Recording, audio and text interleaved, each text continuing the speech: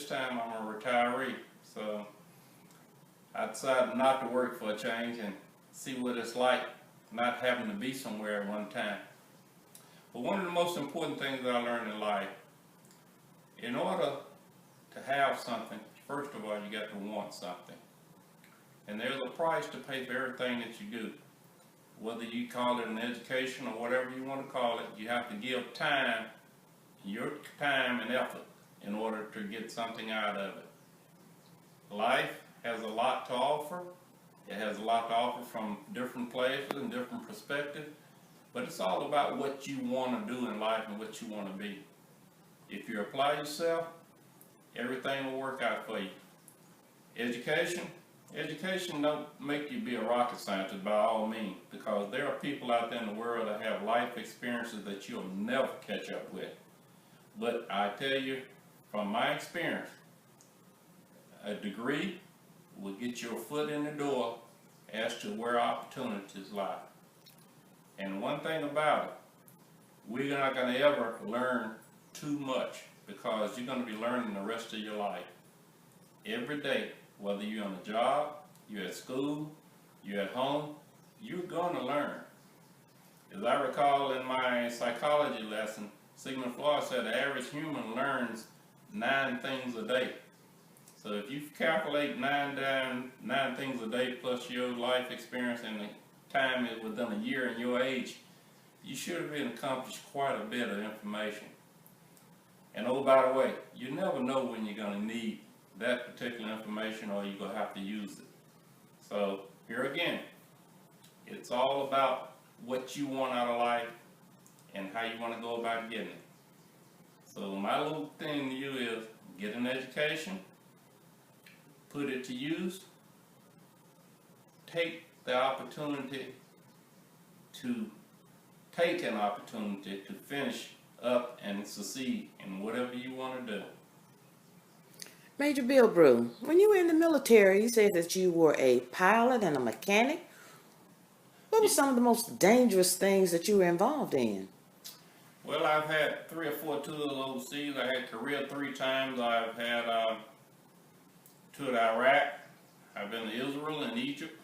And then most of the time, I would say Iraq is the most critical points I've had, because during that time I was in support of the 101st Airborne Division, and my main function was to recover downed aircraft behind enemy lines. And during that time, I ran the support for all other units within the division. Major Bill Brew, tell me about your family unit, having been in the military for so many years. Well, I just kind of drug my family around with me. We've stayed several places in the United States. Matter of fact, my children were born, they were military brats. My wife, she was a nurse, and from that point on, we stayed different places.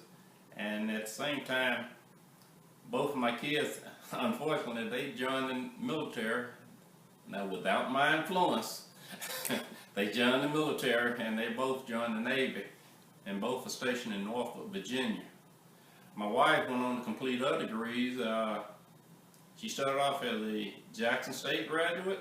She went to Hines, received a 2-year degree in nursing program. She changed it and went to Mississippi College and got a 4-year degree in nursing.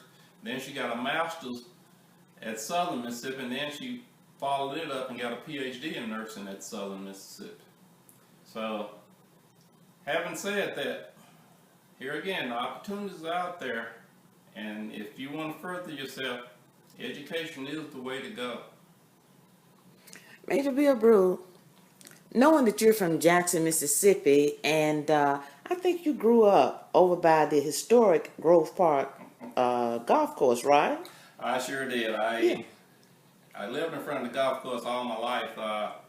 Correction. I was born about 3 streets over, and I moved over in front of the golf course before it was a golf course. And when they converted it to a golf course, I stayed there, in which there was a gentleman there named Pete Brown. He was the first black professional to go on the golf circuit, on the PGA circuit. And he taught me how to play golf. So that was one of my ways of learning. I always had a little edge on most people because most of us didn't play golf at that time when I came along. It was just basically the sports: basketball, baseball, football. Major Bilbrew, as I close this interview, I want to ask you about one thing I think you failed to mention that I think is important. Didn't you play basketball at Jackson State University? Yes, I did. I was a transfer. I transferred back from Xavier University in 1970, and I attended Jackson State from 1970 to 73. I played with several of the great. I played with Henry Ward. I played with Eugene Short, and I left and terminated and went in the military in 1973 after my mother passed. So it was a unique situation in my case because I come up in a large family of 12, and at the time my father was on some money working, so I figured it was my time to move on or do for myself at that time. You've had a very interesting life, and I would like to thank you very much for sharing on The Hero Next Door. My pleasure.